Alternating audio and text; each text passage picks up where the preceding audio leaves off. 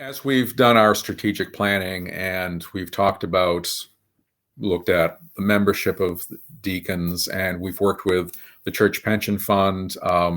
We meet at their offices every October, and we usually get a presentation from their officers, including Matthew Price, who's their chief statistician.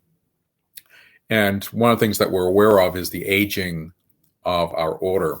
That the average ordination age, I think, is like 62.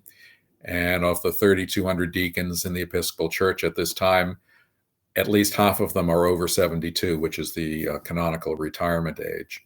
Mm-hmm. So we're aware that if this order is to mean anything to the church and the world, we need to encourage younger people to become deacons.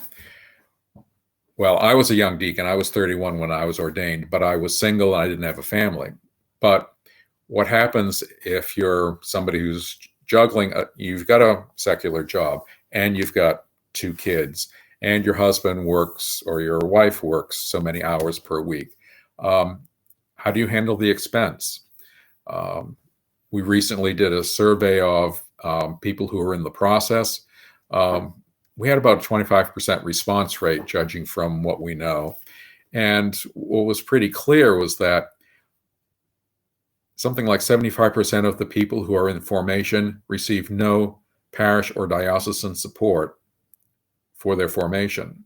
So we're expecting people to squeeze the church, literally, into their budgets, pay for their own formation and ordination costs, such as the psychological exams and the medical exams and tuition, things like that, and then start a ministry for which they're not going to be remunerated either. That's a great sacrifice. Many people are willing to make it, but it also keeps a lot of worthy deacons from being ministers in the church. And so we started the formation grants to help alleviate that in some way.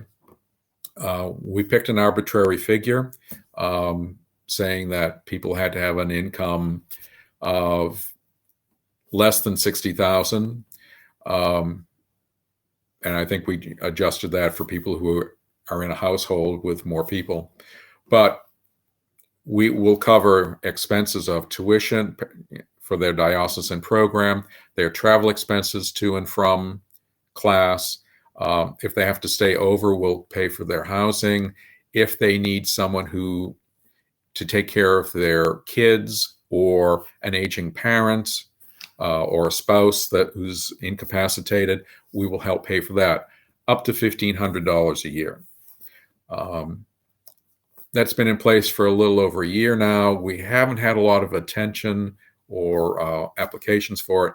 So we're going to give it another year or so, but we may need to raise the ceiling on that and say that household incomes of maybe $90,000 and below would be eligible. We're still shooting in the dark on this, but we know that if there are going to be more diaconal ministers in the Episcopal Church, somebody needs to help them. And that help right now, according to what we're hearing, isn't coming from the dioceses or the parishes. And we've got the financial resources to do something, so we're going to try to do something about it.